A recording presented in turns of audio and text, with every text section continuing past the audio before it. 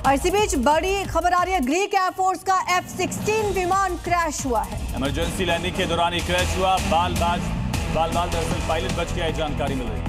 Fire fighters ने किसी तरह आग पर काबू पाया है और बाल पायलट के बचने की जानकारी मिल रही है। ग्रीक एयरफोर्स का ये F-16 विमान बताया जा रहा है जो क्रैश हुआ है।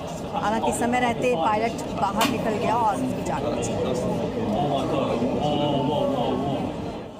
ग्रीक F-16 ने ज़ाकिन्थोस एयरपोर्ट पर इमरजेंसी लैंडिंग की। लैंडिंग के समय जेट के नीचे आग की लपटें दिखाई दे रही थी।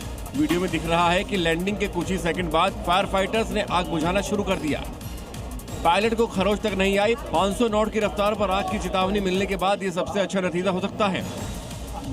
वीडियो में ग्रीक एयरफोर्स के उस F-16 का हाल दिखाया गया है जिसकी इमरजेंसी लैंडिंग हुई और जिसमें आग लग गई थी। गुरुवार को उड़ान के दौरान आग लगने की खबर के बाद ग्रीक एयरफोर्स के एक F-16 फाइटर जेट्स ने ज़ाकिन्थोस एयरपोर्ट पर इमरजेंसी लैंडिंग की। पायलट सुरक्षित रूप से उतर गया और उसे कोई चोट नहीं आई। देश के 22 राज्यों में भारी बारिश का अलर्ट। उत्तर प्रदेश में 27 जिलों में रेड अलर्ट। हापुड़, मेरठ, गाजियाबाद में स्कूल बंद रखने के आदेश। तो उत्तराखंड के पौड़ी, गढ़वाल में भी एहतियातन बंद रहेंगे स्कूल। देश भर में एनडीआरएफ की 91 टीमें तैनात। देश के कई हिस्सों में मौत, बनकर आई बारिश। दिल्ली में 7 साल का मासूम, गाजियाबाद में 3 साल की बच्ची पानी में डूबी। गाजियाबाद हरदोई में करंट लगने से 2 लोगों की मौत। संत कबीर नगर में 3 लोगों पर आसमानी बिजली गिरी। देश की डेमोग्राफी नहीं बदलने देंगे, गृह मंत्री अमित शाह का ऐलान। बोले भारत को बनाएंगे घुसपैठ मुक्त देश। अभेद्य होगी देश की सीमाएं, तस्करी और ड्रोन खतरे पर भी होगा प्रहार। 1610 किलोमीटर म्यांमार बॉर्डर होगा सील।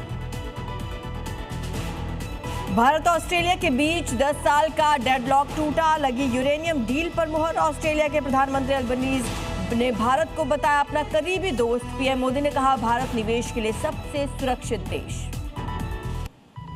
हरियाणा के गुरुग्राम में पुलिस का बड़ा एक्शन। क्राइम ब्रांच की टीम ने सुशांत लोक में 5 बदमाशों को घेरा। 5 शूटर को लगी गोली, 4 की हुई मौत। विदेश में बैठे इनामी गैंगस्टर के इशारे पर कारोबारी से कर रहे थे फिरौती की मांग।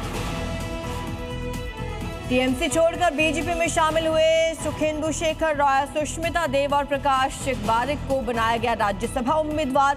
पीएम मोदी पर जताया भरोसा, बीजेपी का उम्मीदवार बनाने पर खुशी।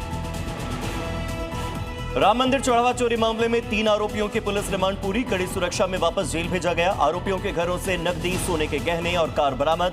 कांग्रेस 50 से ज्यादा शहरों में करने वाली है प्रेस कॉन्फ्रेंस।